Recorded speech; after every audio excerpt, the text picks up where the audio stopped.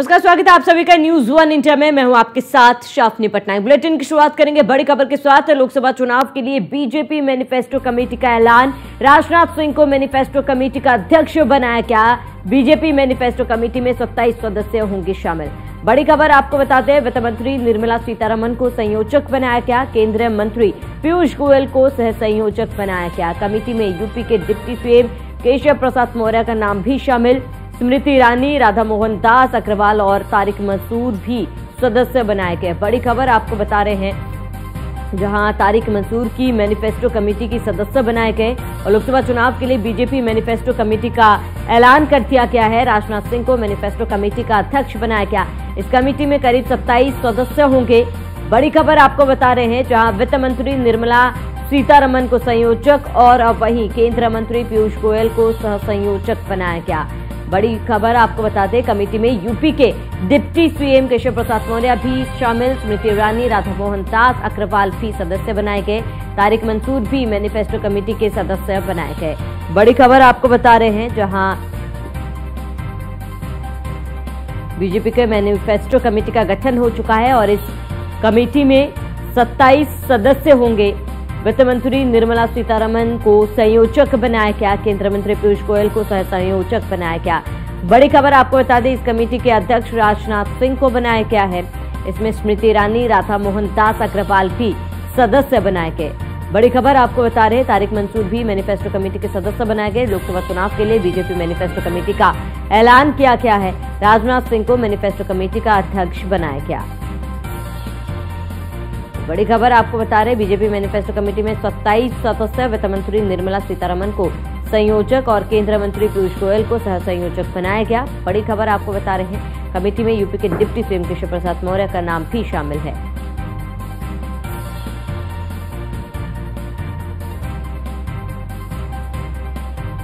अधिक जानकारी के लिए संवाददाता एसके वाजपेयी हमारे साथ जुड़ चुके हैं। एसके वाजपेयी, मैनिफेस्टो कमेटी का गठन बीजेपी की तरफ से कर दिया गया है। इस कमेटी को लेकर क्या कुछ पूरी जानकारी? बिल्कुल निश्चित तौर पर, क्योंकि देखें तो भारतीय जनता पार्टी 2024 को लेकर अपनी जितनी भी तैयारियां हैं वो सब पूरी कर चुकी है। अंतिम बचा हुआ है भारतीय जनता पार्टी का घोषणा पत्र, क्योंकि अगर हम 2024 के पहले के चुनाव की बात करें, चाहे 2014 रहा हो, 2019 रहा हो, भारतीय जनता पार्टी ने बहुत सारे वायदे किए थे। चाहे वो मुफ्त गैस सिलेंडर की बात हो, चाहे वो पंडित दीनदयाल उपाध्याय ग्राम समग्र योजना की बात रही हो, किसान सम्मान निधि जो 500 रुपए प्रति महीने के हिसाब से किसानों के खाते में जाती है, चाहे वो बात रही हो, या उसके अलावा जो बड़े पैमाने पर शौचालय बनाए गए, प्रधानमंत्री आवास दिए गए, ये वो योजनाएं हैं जो भारतीय जनता पार्टी को 2014, 2019 और उसके बीच में होने वाले विधानसभा चुनाव में कहीं न कहीं बेहतर परफॉर्मेंस के लिए काफी मदद की है। यही एक वजह है कि 2024 के मैनिफेस्टो को बनाने के लिए भारतीय जनता पार्टी ने 27 नेताओं की एक भारी भरकम कहीं न कहीं कमेटी बना दी है। अगर इस कमेटी की बात करें तो राजनाथ सिंह, जो कि वर्तमान में रक्षा मंत्री हैं, उत्तर प्रदेश के लखनऊ से सांसद भी हैं और उत्तर प्रदेश के मुख्यमंत्री भी कई बार रह चुके हैं, और सीधे तौर पर हम देखें तो भारतीय जनता पार्टी के बीजेपी अध्यक्ष वो भी रह चुके हैं। तो सीधे तौर पर काफी अनुभवी नेता हैं, उनको इस कमेटी का अध्यक्ष बनाया गया है। हालांकि अगर पूरी हम 27 सदस्यों की कमेटी को देखें तो सबसे ज्यादा स्थान उत्तर प्रदेश के लोगों को दिया गया है, क्योंकि उत्तर प्रदेश से 5 इसमें कुल सदस्य हैं, जिसमें खुद राजनाथ सिंह जो कि रक्षा मंत्री भी हैं, साथ ही साथ इस कमेटी के भी अध्यक्ष हैं। उसके अलावा उत्तर प्रदेश के डिप्टी सीएम केशव प्रसाद मौर्य का भी नाम है। साथ ही साथ राधा मोहन दास अग्रवाल जो कि उत्तर प्रदेश के प्रभारी भी रह चुके हैं, उनका भी इसमें नाम है। स्मृति ईरानी जो कि अमेठी से सांसद हैं, उनका भी इस कमेटी में नाम है। उसके अलावा तारिक मंसूर का नाम भी उत्तर प्रदेश से है। तो सीधे तौर पर हम देखें तो 5 व्यक्ति सिर्फ उत्तर प्रदेश से शामिल किए गए हैं। उसके अलावा अगर हम दूसरे प्रदेशों की बात करें तो 1 या 2 मैक्सिमम 3 लोगों को स्थान कई प्रदेशों से दिया गया है। खासतौर पर पश्चिम बंगाल जैसे प्रदेश से एक भी सदस्य इस कमेटी में नहीं है। तो हालांकि भारतीय जनता पार्टी की इस मैनिफेस्टो कमेटी से एक चीज तो साफ हो जाती है कि भारतीय जनता पार्टी का फोकस किन किन राज्यों पर है, जिसमें खास तौर पर उत्तर प्रदेश पर सबसे बड़ा फोकस है। और यही एक वजह है कि उत्तर प्रदेश से इस कमेटी का अध्यक्ष भी है, उसके अलावा 4 अन्य सदस्य भी हैं। सीधे तौर पर हम देखें तो बिहार से 3, उसके अलावा मध्य प्रदेश से 3, साथ ही साथ गुजरात से 1 और जो महाराष्ट्र है वहां से भी 3 सदस्य दिए गए हैं। तो सीधे तौर पर हर उस राज्य को उतना ही प्रतिनिधित्व इस कमेटी में दिया गया है जिससे उस राज्य की जरूरतों को समझा जा सके, लोगों की नब्ज टटोली जा सके और 2024 में वो मुद्दे, वो चीजें लेकर भारतीय जनता पार्टी अपने मैनिफेस्टो में आए जिससे कि बेहतर परफॉर्म 2024 में किया जा सके। क्योंकि बीजेपी अब तक जितनी भी योजनाएं लाई, चाहे वो भगवान राम के मंदिर की बात रही हो, काशी विश्वनाथ कॉरिडोर की बात रही हो, या उसके अलावा किसान सम्मान निधि रही हो, खाद्यान्न वितरण रहा हो, या फिर उज्ज्वला गैस कनेक्शन जैसी पंडित दीनदयाल उपाध्याय समग्र ग्राम विकास योजना के तहत बड़े पैमाने पर जो मुफ्त बिजली कनेक्शन ग्रामीणों को दिए गए, वहां तक बिजली की व्यवस्था की गई, तो ये योजनाएं भारतीय जनता पार्टी को काफी लाभ पहुंचाई हैं। और सीधे तौर पर यही एक वजह है कि बड़े पैमाने पर वो वोटर्स जो भारतीय जनता पार्टी के वोटर्स नहीं थे, दूसरी पार्टियों के वोटर्स थे, वो बीजेपी में इन योजनाओं के जरिए शिफ्ट हुए हैं। और लगातार जो सर्वे भी हुए उसमें भी ये चीजें निकलकर सामने आए कि बीजेपी की इन योजनाओं की वजह से बड़े पैमाने पर लोगों ने भारतीय जनता पार्टी को वोट किया है। यही एक वजह है कि इस बार के मैनिफेस्टो के लिए भी भारतीय जनता पार्टी ने 27 सदस्यीय कमेटी गठित कर दी है। कमेटी अलग अलग प्रदेशों की जो प्रदेश यूनिटें हैं उनसे बातचीत करेगी, उनके सुझाव लेगी, और ये प्रदेश कमेटियां अलग अलग जो उनके सेक्टर्स हैं, जो उनके सेक्टर प्रभारी हैं या जो जिला अध्यक्ष हैं, उनसे लोगों की राय लेगी। क्या कुछ लोग चाहते हैं, क्या कुछ नया होना चाहिए, ऐसी कौन सी चीजें हैं जो 2014 या 2019 के कार्यकाल में भारतीय जनता पार्टी नहीं कर पाई और इस बार उसको होना चाहिए। तो ये बहुत सारी चीजें कहीं ना कहीं मैनिफेस्टो में जब भारतीय जनता पार्टी की 27 सदस्यीय कमेटी के पास पहुंचेंगी तो उसके जरिए से भारतीय जनता पार्टी 2024 का माहौल बनाएगी। हालांकि अगर हम 2014 की बात करें तो उस दौरान भारतीय जनता पार्टी ने धारा 370 और 35 ए जैसी चीजें भी अपने मैनिफेस्टो में रखी थी और भारतीय जनता पार्टी ने उनको पूरा भी किया है। तो सीधे तौर पर वो सारी चीजें जो बीजेपी पूरा कर चुकी है, इस बार कुछ ऐसी चीजों को शामिल करने की कोशिश होगी जिसमें खास तौर पर रोजगार और साथ ही साथ स्मार्ट सिटी जैसे जो शहर चयनित हैं उनका तेजी के साथ विकास, बड़े पैमाने पर इन्वेस्टमेंट जैसी चीजें भारतीय जनता पार्टी शामिल कर सकती है। और खास तौर पर उन राज्यों पर ज्यादा फोकस होगा जहां भारतीय जनता पार्टी तेजी के साथ आगे बढ़ रही है, जिसमें चाहे वो उत्तर प्रदेश हो, मध्य प्रदेश हो, बिहार हो, छत्तीसगढ़ हो, झारखंड हो, या फिर दिल्ली, राजस्थान, गुजरात जैसे राज्य हैं जहां पर भारतीय जनता पार्टी बेहतर परफॉर्म करती आई है।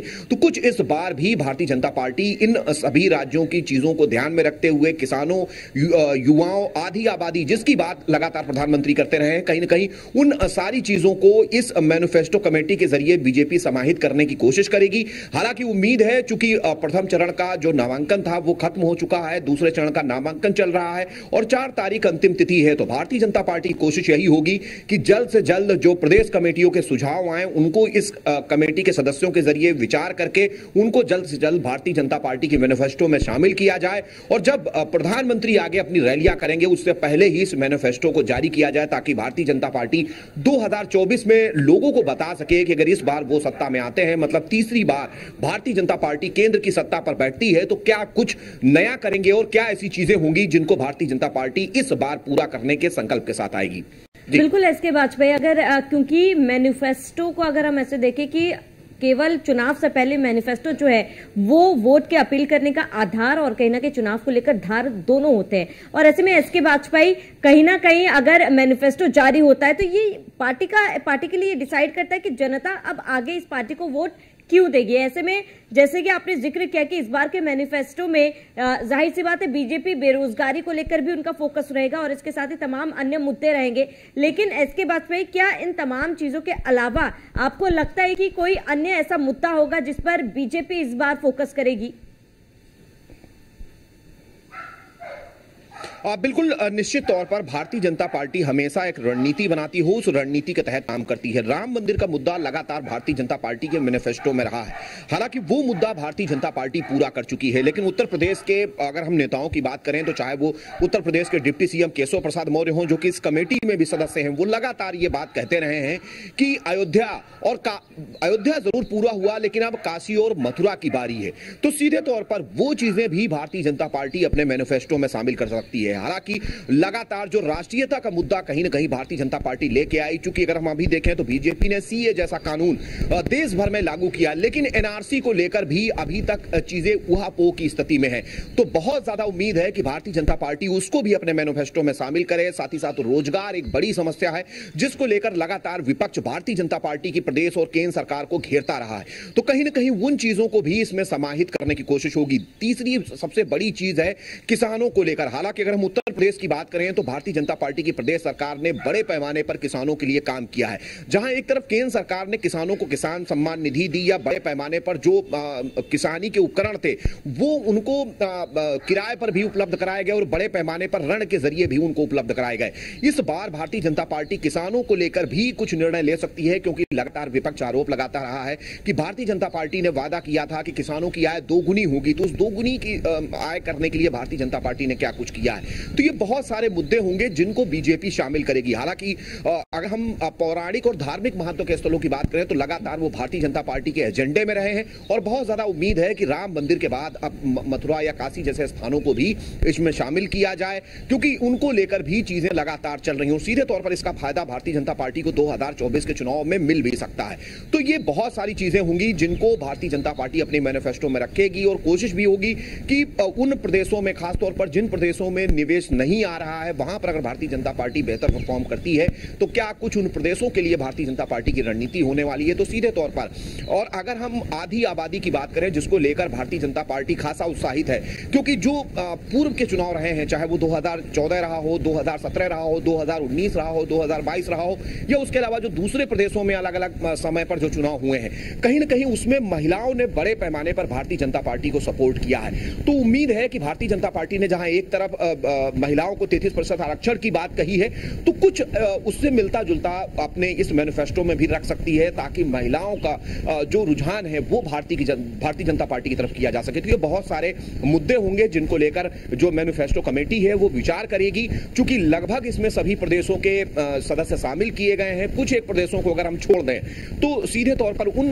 प्रदेशों में क्या कुछ जरूरतें हैं, क्या कुछ वहां की आवश्यकताएं हैं, क्या वहां के लोगों की मांग है, ये बहुत सारी चीजें होंगी जिन पर ये कमेटी विचार करेगी और जल्द से जल्द भारतीय जनता पार्टी का मैनिफेस्टो तैयार करेगी और उसको जारी भी करेगी। क्योंकि अगर हम देखें तो जो पहले चरण का चुनाव है, उस चुनाव से पहले ही भारतीय जनता पार्टी ये मैनिफेस्टो जारी करेगी, तो वक्त बहुत कम बचा है। करीब भारतीय जनता पार्टी के पास अगर अभी हम देखें तो करीब 20 दिनों का वक्त है। तो ऐसे में बीजेपी की कोशिश यही होगी कि इन 20 दिनों में ही अपने मैनिफेस्टो को बनाकर लोगों के सामने रखा जाए, ताकि जब पहले चरण का मतदान हो तो उस दौरान लोगों के सामने भारतीय जनता पार्टी का संकल्प पत्र हो, जिसमें वो बता सकें कि क्या कुछ वो इस बार के कार्यकाल में करने वाले हैं, किन किन चीजों का लक्ष्य लेकर वो इस वाले कार्यकाल में चलने जा रहे हैं। जी बिल्कुल, इसके बाद जुटने के लिए, तमाम जानकारी के लिए आपका बहुत बहुत शुक्रिया।